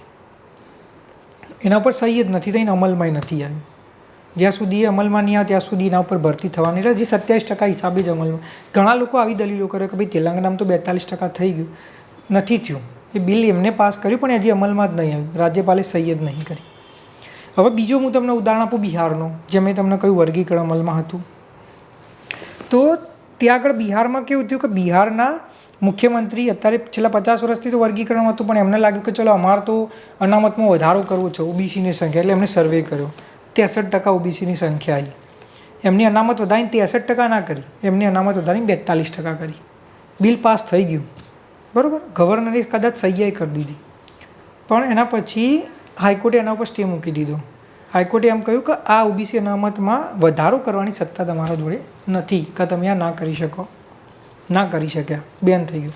એ સુપ્રીમ કોર્ટમાં ગયા, સુપ્રીમ કોર્ટે કીધું કે હાઈકોર્ટે સાચું કીધું છે, તમારામાં વધારો અમલમાં નહીં આવી શકે. આજની તારીખમાં બિહારમાં અનામતમાં જે વધારો કરવામાં આવ્યો હતો સરકાર દ્વારા એ અમલમાં નથી, પણ જે વર્ગીકરણ કરવામાં આવ્યું હતું 12 ને 18 હજી સુધી અમલમાં છે, બરાબર. અને જ્યારે બિલ બનાવ્યું તો એમને શું કર્યું હતું કે જે 12 ને 18 ભાગ હતા ને, 30% અનામત હતી, 30 ની 42 કરી, તો જેના 18 હતા એના 24 કરી દીધા, જેના 12 હતા એના 18 કરી દીધા, બરાબર. એટલે જે 30ના 2 ભાગ હતા એના જગ્યાએ એમને 24 ને 18 કર્યા, એનું કુલ થાય 42, એટલે એમને વધારો કર્યો. તો ઘણા લોકો એવી દલીલ કરે કે એક કામ કરો, તમે ગુજરાતમાં ઓબીસી અનામત વર્ગીકરણ ના કરાવો, એનાથી ભાગલા પડી જશે, એનાથી એકતા તૂટી જશે. એક કામ કરો, તમે જાતિ આધારિત વસ્તી ગણતરી કરાવો, પછી 54% અનામત વધારો અને પછી વર્ગીકરણ કરાવો. હવે આના અંદર વસ્તુ કેવી કહો, 2027માં જાતિ આધારિત વસ્તી ગણતરી શરૂ થશે માર્ચમાં. પછી કેટલા ટાઈમમાં પતશે કોઈને નહીં ખબર. કેટલા ટાઈમમાં એના આંકડા આવશે કોઈને નથી ખબર. એ 2 વર્ષે લાગે, 3 વર્ષે લાગે, 4 વર્ષે લાગે, 5 વર્ષે લાગે. પછી આંકડા આવી જાય પછી શું તરત જ અનામત મળી જશે? ના, એ આંકડા આવી જાય. ઉદાહરણ તરીકે આપણે બધું પોઝિટિવ જ લઈએ કે 2030માં 29માં આંકડા આવી ગયા તો તરત અમલમાં આવશે અનામત વધારો? ના, એના પર પોલિસી બનશે. પોલિસી બન્યા પછી રાજ્ય કેન્દ્ર લેવલે પોતાના વિચારો મૂકવામાં આવશે. પછી એ બિલ જશે લોકસભામાં, રાજ્યસભામાં. જ્યારે પાસ થશે, પહેલાં તો પાસ થવું કાઢવું હોય, પાસ થશે. પાસ થયા પછી એ જશે સુપ્રીમ કોર્ટમાં અને સુપ્રીમ કોર્ટ જો એને માન્ય રાખે તો અનામતમાં વધારો અમલમાં આવે. સુપ્રીમ કોર્ટ જો 27થી 40 કરે તો હોય, 42 કરે, 45, 52 જે થાય. પણ આ બધું પ્રોસિજર મેં કીધું પછી અને જેમાં લાગી શકે છે 5 વર્ષે લાગે, 7 લાગે, 10 લાગે. પણ આના અંદર જો એવું થાય કે કેન્દ્ર સરકાર ડેટા રિલીઝ ના કરે, કે બિલ પાસ ના થાય, કે બિલ પાસ થઈ જાય પછી સુપ્રીમ કોર્ટ એને માન્ય ના રાખે તો 15 વર્ષ પછી એ બધું સરવાળો શૂન્ય, કંઈ વધારો અમલમાં નહીં આવે. એટલે મારો જવાબ એ જ છે કે આજની તારીખમાં જો વર્ગીકરણ અમલમાં આવી શકતો હોય 3-4 મહિનામાં, કારણ કે એ સંવિધાનિક છે, સુપ્રીમ કોર્ટે માન્ય રાખેલું છે, જાતિ આધારિત વસ્તી ગણતરીની જરૂર નથી અને રાજ્ય સરકાર કરી શકે છે. અમલમાં આવી ગયું, 27ના 2 ભાગ કરે, 5 અને 22. ઓકે, પછી લડત ચાલુ રાખી, જાતિ આધારિત વસ્તી ગણતરી થઈ, બિલ પાસ થઈ ગયું, સુપ્રીમ કોર્ટે માન્ય રાખી લીધું. બરાબર, માન્ય રાખી લીધું અને અનામત ગુજરાતમાં વધીને 42% થઈ ગઈ માન્ય. આપણે 2035માં 42% ગુજરાતમાં અનામત થઈ ગઈ ઉદાહરણ તરીકે. તો જેને 22 આપ્યા હતા એના થઈ જશે 32, જેને 5 આપ્યા હતા એના થઈ જશે 10. તો 32 ના 10 42. ઓકે, તો હવે હું આમ કહી રહ્યો છું કે પહેલાં વર્ગીકરણ કરાવીએ કે જેથી જે સમાજ ભૂખ્યો છે આજે ખાતો થાય, એને દાળ ભાત શાક રોટલી મળે, જીવી શકે. પછી 2035ના અંદર અનામતમાં વધારો કરાવીને તમે 56 ભોગ એને અપાઈ દેજો કે જે સ્વાભાવિક છે. ઘણા લોકો એમ કહે છે કે તમે વર્ગીકરણ ના કરાવો, અત્યારે હાલ જે ચાલે છે એ ચાલવા દો, કોઈને નહીં અત્યારે હાલ લાભ લેવો. તમે 2035ની વાટ જુઓ અને 2035માં થઈ જાય 42% પછી તમે વર્ગીકરણ કરાવો. હવે આ દલીલના અંદર કેટલો તથ્ય હોઈ શકે કે આ દલીલથી શું ફાયદો મને એમ કહો? 2035માં થશે નહીં થશે એની ગેરંટી નહીં અને કદાચ થશે તો 2035 થઈ જશે. બરાબર કે નહીં? તો હું તો એ વસ્તુના ફેવરમાં જ છું કે થઈ જાય તો સારું હોય. પણ હાલ તો કંઈ તો મળે. જે વ્યક્તિના ઘેર નોકરી નહીં, જેને કોલેજમાં એડમિશન નહીં મળતું, એને 22% થાય, 2%ના જગ્યાએ 22, તો એક 10 ગણો લાભ તો થશે સમાજોને, કોક તો મળશે ને. તો એ વસ્તુ તો હાલ થઈ શકે છે, એને કોઈ રોકવાવાળું નથી. અને જ્યારે વધારો થશે ત્યારે 22 ને 32 ને 5 ના 10 થઈ જ જશે. હવે ઘણા લોકો જ્યારે આવી દલીલ કરે કે વર્ગીકરણ ના કરાવો, તમે 35 સુધી વેટ કરો, તો આ કેટલી મૂર્ખામી ભરી દલીલ થાય અને આવા મિથ ફેલાવવામાં આવી રહ્યા છે. એટલે આ વસ્તુનો હું વિરોધ કરું છું કે કેમ તમે સમાજના હજી પેલું મરી જશે, તમે આજે એના અનામત વર્ગીકરણ નહીં લેવા દો. હવે સરકારે એમ કીધું છે આવતા 10 વર્ષમાં 2,07,000 પદો ઉપર ભરતી કરીશું અમે. હવે આ 10 વર્ષ તો જતા રહેશે વધારામાં, વર્ગીકરણ થાય નહીં એટલે આ જ્ઞાતિઓને તો નોકરી મળે નહીં. અને 10 વર્ષ પછી અમલમાં આવે ત્યાં સુધી 2 લાખ ભરતો જતા રહેશે, તો એ બાળકોનું શું કે જેમના ભવિષ્યની હત્યા થઈ જશે. હવે આટલી સિમ્પલ વસ્તુઓ લોકો નથી સમજતા, એમની દલીલો કરતા. એટલે હું એમને એ જ કહેવા માગું છું કે તમે જે તમને સપના મોટા રાખો પણ જે હાલ મળતું હોય તો લેવું પડે ને. તમારે 42% કરાવીએ, 55% કરાવીએ તો કરાવવા માટે લડેજો, પણ આજે જે મળતું હોય તો લઈ લો. બસ આટલી સિમ્પલ વસ્તુ છે. અને એટલા માટે હું આ વસ્તુની ઉપર સ્પષ્ટતા આપતો રહું છું. જેમ કે જે લોકો તેલંગાણાનું ઉદાહરણ આપે ત્યાં આગળ અનામતમાં વધારો કર્યો, અમલમાં ના આવ્યો. બિહારનું ઉદાહરણ આપે છે ત્યાં આગળ વધારો કર્યો, અમલમાં ના આવ્યો. તો અહીંયા વર્ગીકરણ તો 11 રાજ્યોમાં અમલમાં આવી ગયું છે, તો અહીંયા કેમ નથી લાવવા દેતા? હવે ઘણા લોકો વિરોધ કરવામાં એટલા મશગુલ થઈ જાય ને કે કોઈ બી રીતે વિરોધ કરવાનો પ્રયત્ન ચાલુ રાખે કે આવું થાય આવું થાય. પણ એમને સ્વાભાવિક જે સમાજને લાભ મળતો હોય એના માટે, એટલા માટે હું વર્ગીકરણને પ્રાધાન્ય આપું છું. બાકી હું 100% ફેવરમાં છું. જે જ્ઞાતિઓ ગરીબ છે એમને લાભ મળ્યો ઈડબ્લ્યુએસના અંદર એમને મળવો જોઈએ. જે સમૃદ્ધ જ્ઞાતિઓ છે એમને લાભ મળવો જોઈએ. એમને બહાર નીકાળવાની વાત નથી કરતો. વર્ગીકરણથી એમને લાભ થશે, હું એની જ વાત કરું છું. ત્રીજી વસ્તુ અનામત હોવી જોઈએ તો હોવી જોઈએ, કારણ કે સમાજમાં બધા લોકો સરખા નથી આજની તારીખમાં. ચોથી વસ્તુ અનામત વર્ગીકરણ અત્યારે હાલ કરો, જાતિ આધારિત વસ્તી ગણતરી થશે, અનામતમાં વધારો થઈ જશે. તો બસ આ ટ્રેજેક્ટરીના માટે જ અમારી માંગણી છે. આગામી સમયમાં તમારી સ્ટ્રેટેજી શું રહેશે જાગૃતતા? અત્યારે હાલ જ્યારે અમે મુદ્દો શરૂ કર્યો 12 મહિના પહેલાં, ત્યારે ખાલી બહુ ઓછા લોકો હતા જે આ વસ્તુથી જાગૃત હતા. પણ જેમ જેમ અમે આખા ગુજરાતના અંદર સૌરાષ્ટ્ર હોય, મધ્ય ગુજરાત, ઉત્તર ગુજરાત, દરેક જગ્યાએ મિટિંગો કરી, આવેદનપત્રો આપ્યા, દરેક વિસ્તારના અંદર જાગૃતિ લાવી, સોશિયલ મીડિયા પર વિડીયોઝ બનાવ્યા અને 1 વર્ષની મહેનતથી આજે અમે એવું કહી શકીએ છીએ કે લાખો લોકો અમારા મુદ્દા સાથે જોડાયા છે અને દરેક વિસ્તારના અંદર આ વસ્તુને લઈને મિટિંગ 50 લોકોથી લઈને 500 લોકોથી લઈને 1500 2000 લોકો સુધીની મિટિંગો ચાલુ જ છે. અમારો આગળનો ફોકસ એ છે કે આ જે જાગૃતિ ગુજરાતના ઘરે ઘરે સુધી પહોંચાડી, અંબાજીથી ઉમરગામ હોય કે પછી પંચમહાલથી આપણે કચ્છ, દરેક વિસ્તારના અંદર A to Z આ વિષયની અમારી માહિતી પહોંચાડવી છે. બીજું આ લોકોને જાગૃત કરવા છે અને જાગૃત કરીને જન આંદોલન કરવું છે. જેમ પાટીદાર સમાજે એમના સમાજના અધિકાર માટે GMDC ગ્રામમાં શક્તિ પ્રદર્શન કર્યું, પણ આગળથી પાટીદાર સમાજના એ જ નેતા રાજકીય પાર્ટીમાં જોડાયા અને એ કહેવાથી જોડાયા કે અમે સિસ્ટમમાં જઈને સિસ્ટમને બદલશું. તો આગામી સમયમાં તમે આવું કોઈ તમારું વિઝન ખરા? જો આ વસ્તુને લઈને આજે કોઈ બી સામાજિક મુદ્દો લઈને કોઈ વ્યક્તિ નીકળે તો હંમેશા એના ઉપર એ જ રીતે જોવામાં આવે કે આ રાજનીતિ કરી રહ્યા છે કે પોતાના રાજનૈતિક કરિયરને બનાવવા માટે આવું કરી રહ્યા છે, બરાબર. અને પ્રશ્ન પૂછાવો જો સ્વાભાવિક છે, કારણ કે પબ્લિકને એ જાણવાનું હક છે કે તમે કેમ આ મુદ્દો લઈને નીકળ્યા છો.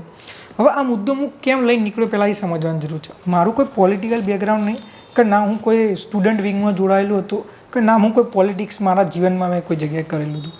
મેં ઇલેક્ટ્રિકલ એન્જિનિયરિંગ કર્યું. મારું સપનું હતું કે મારે એક અધિકારી બનવું છે, ડેપ્યુટી કલેક્ટર બની વિકાસથી વંચિત સમાજો માટે કંઈ કરવું છે. એના માટે મેં તૈયારી ચાલુ કરી. હું સ્પીપામાં સિલેક્ટ થયો.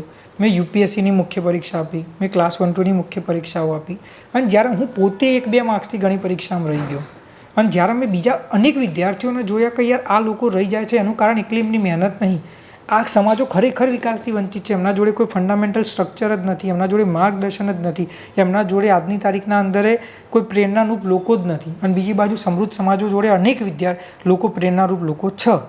એટલે પછી આ મુદ્દાનો મેં અભ્યાસ કર્યો અને આ મુદ્દો મેં ચલાવવાનો પહેલી વસ્તુ કે આ મુદ્દો લઈને હું નીકળ્યો એવું નહોતું. આ મુદ્દો લઈ અને હું અનેક ધારાસભ્ય સાંસદ સભ્યોને મળ્યો. ત્યારે તો હું મારું પર્સનલ મારી નોકરી જ કરતો હતો, મને આ બધી વસ્તુમાં રસ જ નહોતો. મેં એમને મળ્યો, મેં એમને પુરાવા આપ્યા, મેં એમને તથ્યો આપ્યા. અત્યારે હાલ આપણે જે ચર્ચા કરીને એનાથી 3 ગણી ચર્ચા મેં એમના જોડે કરી કે આ કેમ જરૂરી છે ને તમે કરો. Across party line, Bhajap, Congress, Aam Aadmi party, એ બધા નેતાઓએ એમ કહ્યું કે મુદ્દો સાચો, કારણ કે મુદ્દો સાચો છે, ના તો પાડી ના શકે. પણ એ લોકોએ કંઈ કર્યું નહીં એના ઉપર, કંઈ ના રજૂઆતો કરી, ના વિષય ઉપર વાતો કરી, ના એ પ્રયત્ન કર્યો કે આ થઈ શકે. એટલે પછી મને એવું લાગ્યું કે યાર કોઈ નથી કરી રહ્યું, જો હું અહીંયા નહીં કરું તો આવનારી પેઢીઓનું શું થશે જે બિચારા 1-2 માર્ક્સથી નોકરી નથી લાગતા.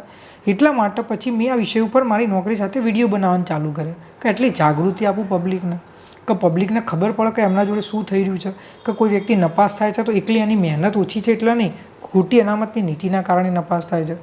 તો એ મેં વિડીયો જ બનાવવાના ચાલુ કર્યા. મારો કોઈ ઉદ્દેશ નહોતો કે હું સમિતિ બનાવીને બધા જગ્યાએ જઈ. મેં વિડીયો બનાવ્યા. જ્યારે વિડીયો લોકો સુધી પહોંચ્યા, લોકોને સાચી વસ્તુ લાગી એટલે મને લોકોએ સંપર્ક કર્યા કે અમારા વિસ્તારમાં આવો, મિટિંગો કરવા, જાગૃતતા લાવીએ, આવેદનપત્ર આપીએ અને એ રીતે મુહિમ શરૂઆત થઈને અત્યારે હાલ અહીંયા આવી છે. અને અત્યારે હાલ એટલે આ વસ્તુ મેં કોઈ પ્લેનિંગ સાથે નથી કરી કે હું આ કરીને નેતા બની જાય. આ વસ્તુ જેમ લોકોનો રિસ્પોન્સ, અને બીજું કોઈ વ્યક્તિ કરવા તૈયાર, કોઈ એવું નહોતું કે હું કોઈના પાસેથી કામમાં હું કરીને મોટો થઈ જાઉં, કોઈ કરવા તૈયાર નહોતું એટલે મેં આ વસ્તુ લીડ કરવાનું ચાલુ કરી. અને મારો ઉદ્દેશ એક જ છે અત્યારે હાલ જીવનમાં કે ગુજરાતમાં OBC અનામત વર્ગીકરણ અમલમાં આવે કે જેના કારણે સમાજનો વિકાસ થઈ શકે અને એ જ ઉદ્દેશ સાથે હું ચાલી રહ્યો છું. એ ઉદ્દેશ અમલમાં આવી જાય એના પછી સમાજની સેવા કરવા માટે કે સમાજના વિકાસ માટે હું કઈ રીતે આગળ વધે એ વસ્તુ હું અત્યારે હાલથી એવું કંઈ વિચારી નથી બેઠો કે હું કઈ રીતે સામાજિક, જેમ કે મારે શિક્ષણ રોજગાર ક્ષેત્રે બહુ કામ કરવા છે અને હું કરવાનો જ છું. અનામત વર્ગીકરણ અમલમાં આવ્યા પછી એ કઈ રીતે કરે, એ સામાજિક સંગઠનો સાથે જોડાઈને કરે, હું મારી રીતે વિડીયોઝ બનાવીને અવેરનેસથી કામ કરે કે હું કઈ રીતે આગળ વધારે, એ વસ્તુ મેં હજી વિચાર નથી કરી. જેમ જેમ આગળ વધતો જે રસ્તા ખુલતા જશે એ રીતે કરે અને હું પ્રામાણિકતાથી તમારા જોડે આ વસ્તુ કરી રહ્યો. હું બધા જે લોકો વાત નહીં કરતા કે ના અમે તો આ વસ્તુ કરવા નથી કરતા, કે અમે નેતા બનવા નથી કરતા, કે આ કત નહીં, અને પછી એ જ લોકો નેતા બની જાય, ગમે તે વ્યક્તિ, ગમે તે સમાજ, ગમે તે પાર્ટીના. હું તમને ચોખવટથી કહ્યું છું કે એક જર્ની હોય લાઈફ, જે રીતે રસ્તા ખુલતા જો એ રીતે તમે નિર્ણય કરી શકો ને. તમે આજે મેં તમને કહ્યું, મેં નેતાઓએ જો આ મુદ્દો ઉઠાવ્યો હોત તો હું તો કરવા તૈયાર જ નહોતું, મારે કરવું એ નહોતું અને મને કોઈ ઓળખતું એ નહોતું. આ તો મારે ના છૂટકે કરવું પડે એટલા માટે હું કરી રહ્યો છું. તો એ રીતે આગળ ભવિષ્યમાં જે રીતે મને ઓપોર્ચ્યુનિટી મળશે સમાજ માટે કામ કરવા માટેની, તો એ રીતે હું કરીશ અને ચોક્કસ કરીશ. આભાર તારકભાઈ, અમારી સાથે જોડાવા બદલ. આ મુદ્દે તમારું શું કહેવું છે અમને કમેન્ટ બોક્સમાં ચોક્કસથી જણાવજો. જોડાયેલા રહો વિશેષ ન્યૂઝ સાથે. જો તમે અમને YouTube પર જોઈ રહ્યા છો તો લાઇક, શેર અને સબસ્ક્રાઇબ કરવાનું ના ભૂલશો અને ઇન્સ્ટા કે ફેસબુક પર જોઈ રહ્યા છો તો અમને ફોલો જરૂરથી કરજો. આભાર.